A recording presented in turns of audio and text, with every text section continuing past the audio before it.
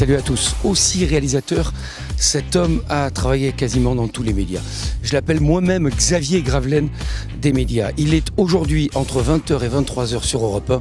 C'est dans ses studios que Lionel Rousseau nous reçoit avec chaleur et plaisir. C'est dans Pressentiment. Top générique.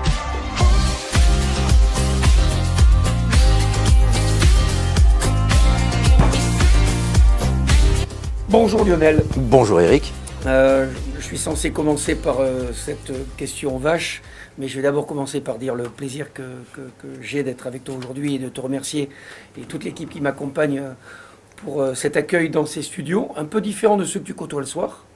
Oui, absolument. C'est une régie de télévision, mais qui ressemble quelque peu à une régie de radio. L'outil est différent, mais il y a tellement de passerelles entre les deux univers, entre les deux médias, que finalement on est un peu comme à la maison. À la radio, à la télévision ou chez toi. Ouais, presque.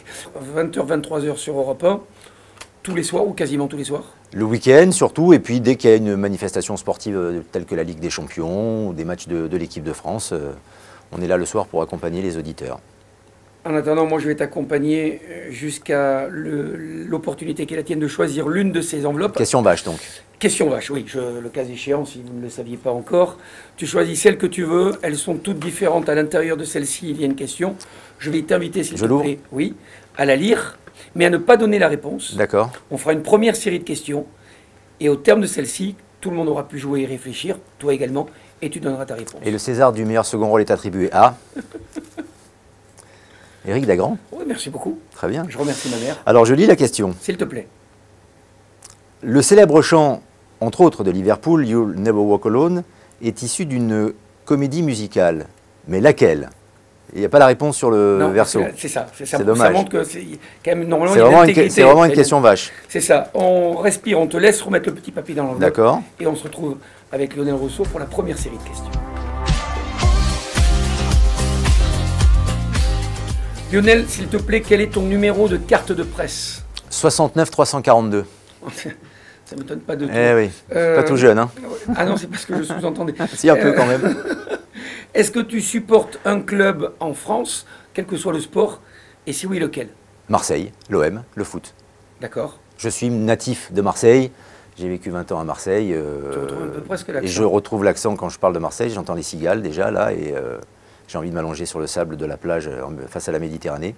Et non, mais Marseille, parce que quand on est attaché à cette ville, à ce club, on ne peut pas s'en départir à aucun moment. Donc Marseille.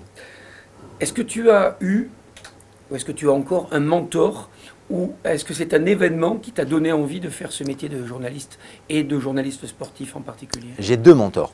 Le premier, ça a été Eugène Sacomano, qui m'a vraiment mis le pied à l'étrier à Europe 1 au tout début de ma carrière. Je le suivais, je l'écoutais, j'ai eu donc après la chance de le rencontrer et d'intégrer Europe 1, et très rapidement le courant est bien passé avec lui. Et c'est vraiment lui qui m'a donné une chance, véritablement, comme on en donne peu dans ce métier et de moins en moins aujourd'hui. Donc ça remonte à l'année 1996. Donc, qui crée d'ailleurs le match du lundi. Alors il y a eu le match du lundi, il y a eu après Europe Sport, il y a eu une kyrielle d'émissions. Mais c'est vrai que Sacomano a beaucoup inventé, et même dans le commentaire, dans sa manière de commenter, qu'on aime ou qu'on n'aime pas, il était vraiment différent, c'est quelqu'un qui a un vrai caractère. Et ensuite, mon deuxième mentor, ça a été Guillaume Durand, puisque c'est quelqu'un pour qui j'ai beaucoup d'admiration, sur sa polyvalence, sur sa faculté à pouvoir improviser et parler de tellement de sujets. Donc il est exemplaire pour moi, et j'essaie vraiment de l'imiter, jamais de l'égaler, mais en tout cas de l'imiter. Et c'est surtout lui qui a eu la gentillesse un jour de parler de moi comme quoi ce métier est fait d'opportunités, de chance, de parler de moi à Michel Denisot lors d'un repas. Et ça m'a permis d'atterrir à Canal+, à l'époque où Michel Denisot m'a débauché d'Europe 1 grâce à Guillaume Durand. Tu parlais de tes mentors. Est-ce que tu peux nous raconter ta première fois à l'échelle professionnelle? Oui, mais ça remonte avant mes mentors, parce que j'ai commencé ce métier à l'âge de 17 ans. J'étais passionné de radio, de télévision. Je voulais faire, quand on me demandait ce que je voulais faire dans la vie, à un moment donné, j'ai eu une passade pour devenir footballeur professionnel, mais ça n'a pas duré très longtemps vu mon niveau. Donc j'ai basculé, même pas. Mais non, j'ai voulu, oui, un livre sur le poker. Mais enfin, on peut écrire des livres sur le foot et pas jouer comme Zidane. Ouais, voyez, donc, par hasard, en déménageant de Marseille pour aller à Nancy, en Lorraine, je voulais continuer à faire de la radio et on m'a proposé de faire le journaliste. Et finalement, en le faisant, je le suis devenu. Voilà. Et donc, tu as fait ensuite des études pour avoir ta carte? Non, j'ai pas fait d'école de journalisme. Tu sais que pour avoir sa carte de presse, on n'est pas obligé d'avoir un diplôme. Il suffit juste de travailler dans un média et de déclarer 51% de ses revenus dans les médias, tout simplement. Voilà pourquoi à une certaine époque, les secrétaires des directeurs de rédaction avaient aussi la carte de presse, sans pour autant être journaliste. Aujourd'hui, ça s'est un petit peu atténué, mais avec les avantages fiscaux, ouais, bien sûr. Fiscaux qui vont avec. Quelle a été, jusqu'à ce jour, ta plus grande bourde à l'antenne? Franchement, il n'y en a aucune qui me revient à la mémoire. Il y a toujours évidemment des petites erreurs, ce qu'on peut appeler des coquilles. Des lapsus. Ou des lapsus, oui. Alors après, ça déclenche des fous rires. Tout ce qui peut être à connotation un peu sexuelle, tu vois, ou sur des parties intimes du corps. Des joueurs, par exemple, je me souviens d'un fou rire, un joueur qui a été formé à l'anus en Argentine. En Argentine, absolument. Voilà, et donc ça, quand tu as ton collègue avec toi, il te prend des fous rires, tu commences à rigoler. Et voilà, mais ce ne sont pas des bourdes. Il m'est jamais arrivé un truc terrible où j'ai dit vraiment une bêtise, où je suis obligé de présenter mes excuses, où j'ai jamais annoncé le décès de quelqu'un, par exemple, alors qu'il est encore en vie. Ce qui est arrivé à des collègues. Quel événement sportif que tu as vécu t'a ému au point d'avoir envie d'exploser de joie ou de pleurer parce que c'était un moment tellement fort? Paradoxalement, j'aurais pu te répondre la Coupe du Monde 98, c'est pas très original, mais j'ai pas pleuré. Oui, j'ai couvert toute la Coupe du Monde, j'ai couvert l'équipe de France pendant la Coupe du Monde 98. Donc j'ai suivi tout le cheminement européen. J'ai suivi tout le cheminement et j'étais à la finale.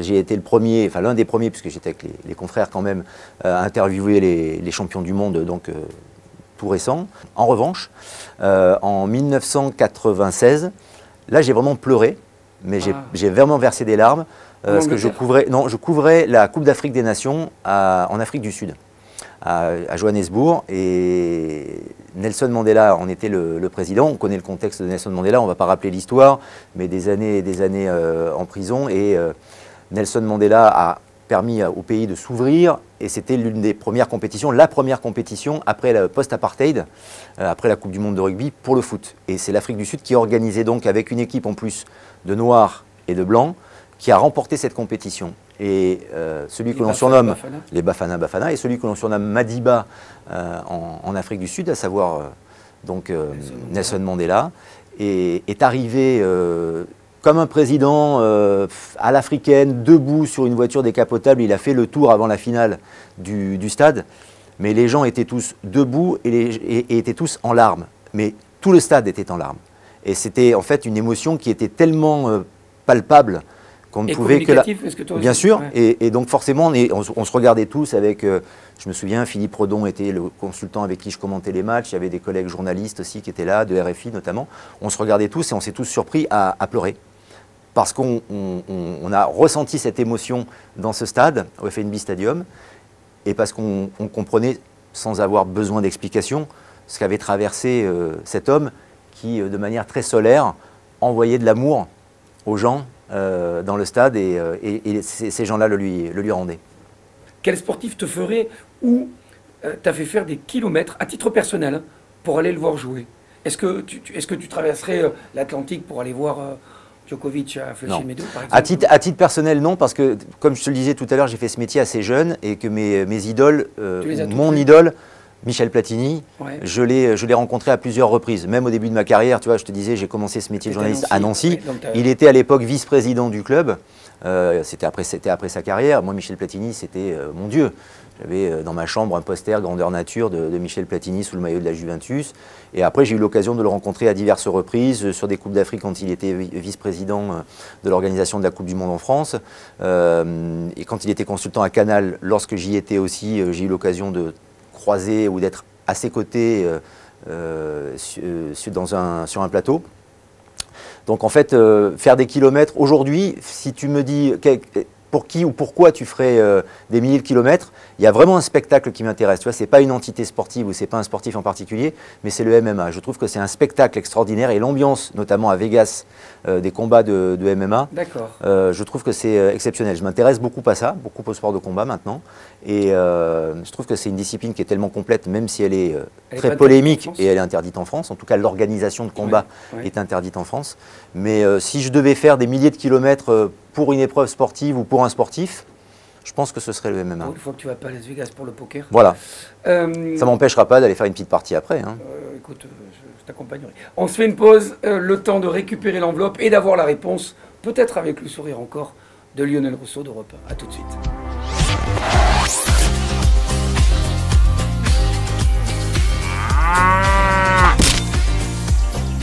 Lionel, l'enveloppe est dans ta main, s'il te plaît. J'ai dans cette enveloppe. Oui. Redonne-nous, s'il te plaît, et la question, et éventuellement la réponse qui va avec, si tu l'as, en espérant que tu ne l'aies pas, comme la plupart de tes collègues. Le célèbre chant, entre autres de Liverpool, You'll Never Walk Alone, est issu d'une comédie musicale, mais laquelle? Alors, j'ignore, mais en revanche, je connais l'origine de cette chanson. D'accord. Et l'origine de cette chanson, ce n'est pas une comédie musicale. Alors, il y a peut-être eu en effet une comédie musicale, mais le créateur de cette chanson s'appelle Jerry and the Pacemaker. Oui. C'est lui qui a inventé cette chanson et qui a commencé à la chanter et qui l'a rendue célèbre. Elle a peut-être été reprise dans une vague question vache, dans une vague comédie musicale, si tu souhaites, dont je n'ai pas la réponse. Mais le créateur et l'inventeur de You'll Never Walk Alone, c'est Jerry and the Pacemaker, qui est un chanteur qui a créé un groupe de Liverpool. Voilà, monsieur. Vous avez votre réponse. Est-ce que je peux dire quand même qu'au-delà du poker et du sport en général, tu aurais pu faire de la politique? Non, je ne veux pas le savoir. Alors, oui, tu as raison, il l'a chanté, il l'a même familiarisé, puisque c'était le DJ à l'époque, enfin le speaker à Liverpool qu'il jouait, mais l'origine est une comédie musicale véritable, américaine, qui s'appelle Carousel. Mais je valide ta réponse. Parce qu'au-delà j'espère bien. De ton amabilité, tu es surtout bien plus costaud que moi. Je pose l'enveloppe et on découvre les dernières questions de et avec Lionel Rousseau. Tout de suite. Lionel, question 2.0. Comment tu appréhendes les réseaux sociaux? Est-ce que tu as quelqu'un qui gère tes comptes, si tu en as? Et quel compte as-tu? Alors j'ai des comptes sur tous les réseaux sociaux. Écoute, je me suis pris au jeu. Je trouve que ça coupe un peu la communication et l'art oratoire et les contacts. Enfin, s'il faut ça, je peux donner ton numéro de mobile.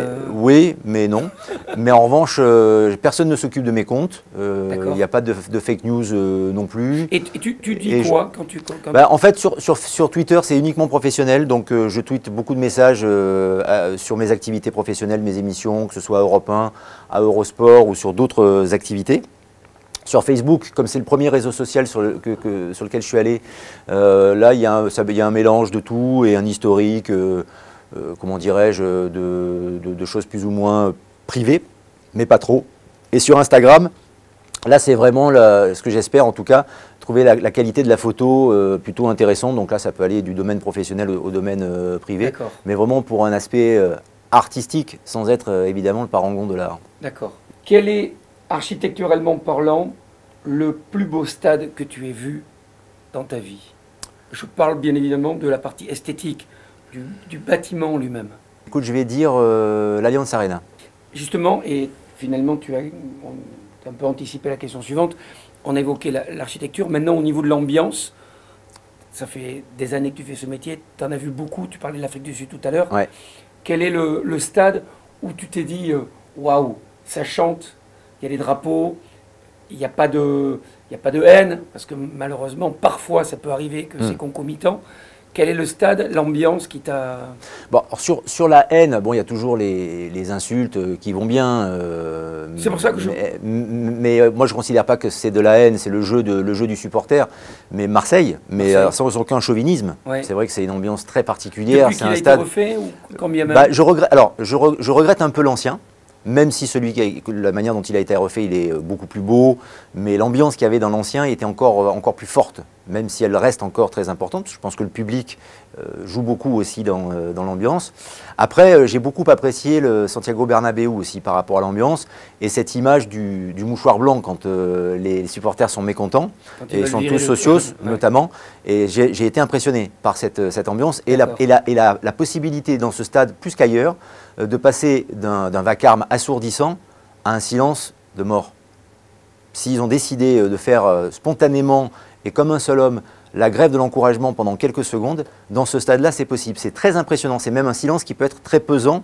Il l'est pour les supporters ou pour le public dont je faisais partie. Et il doit l'être aussi pour les joueurs. D'accord. Tu as couvert, tu le disais tout à l'heure, la Coupe du Monde 98. Quand retentit la Marseillaise dans un stade, et je te parle dans un cadre professionnel, est-ce que tu arrives à poser ton stylo et à être focus sur la Marseillaise, ou est-ce que tu n'as pas le temps parce que tu as du travail et que comment tu vis la Marseillaise, ce moment qui est quand même relativement de différentes manières. Aujourd'hui, je la vis différemment parce que quand je suis dans le contexte d'une émission de radio et qu'on arrive au moment de la Marseillaise, il y a deux solutions. Soit on la laisse écouter aux auditeurs, parce que ça fait partie aussi du décorum, du protocole et donc du match. Soit, si on est dans un contexte un peu différent et que pour des raisons professionnelles, radiophoniques et médiatiques, on est obligé de passer à autre chose, je comble. C'est-à-dire je reprends la parole. Les commentateurs qui sont au stade donc, se font silence pour qu'il y ait la Marseillaise, ou quand il y a une minute de silence, par exemple, je récupère la main pour qu'il n'y ait pas de blanc à l'antenne, et donc je raconte, je comble, voilà ce qui va se passer, donc, je donne d'autres résultats. Donc je ne suis pas pris par l'émotion. Mais il m'est arrivé d'aller sur des stades, notamment avec Jean-Claude Perrin, qui est un entraîneur, qui est un monsieur dans l'âge, mais qui reste toujours jeune dans l'esprit et de cœur, qui a une voix incroyable, qui est un grand entraîneur d'athlétisme, mais qui a entraîné aussi, lorsque le PSG a gagné la Coupe d'Europe, il était préparateur physique, et il a entraîné Amélie Mauresmo. Et lui, j'ai fait notamment les Jeux Olympiques avec lui à Athènes. À chaque fois qu'il est dans un stade et que la Marseillaise retentit, il se lève et il chante. Et donc j'ai pris exemple, j'ai trouvé ça admirable, et j'ai pris exemple. Alors je ne chante pas, mais à un moment donné, je ne le fais plus aujourd'hui, mais quand j'étais sur un stade, je me levais pour les hymnes, et notamment pour la Marseillaise. Je te remercierai après celle-ci, parce que peut-être que tu vas faire l'eau, ou pas. Peut-être que tu as un avis totalement Dis tout de suite tranché. Que je suis trop bavard. Pas du tout. Tu n'as plus de bande sur tes caméras, c'est ça Qu'est-ce que tu penses du Var? Alors, c'est un beau département. C'est juste à côté des Bouches-du-Rhône. J'adore le 83. Parfait. Qu'est-ce que tu penses de l'assistance vidéo pour les arbitres? Écoute, je trouve que j'avais compris ta question évidemment, mais j'ai voulu faire un bon mot, ça n'a pas fonctionné. Si, très bien, je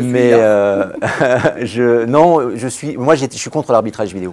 D'accord. Je trouve que ça dénature, alors évidemment, ok, c'est rigolo les quand injustices. Tant que journaliste. Ouais.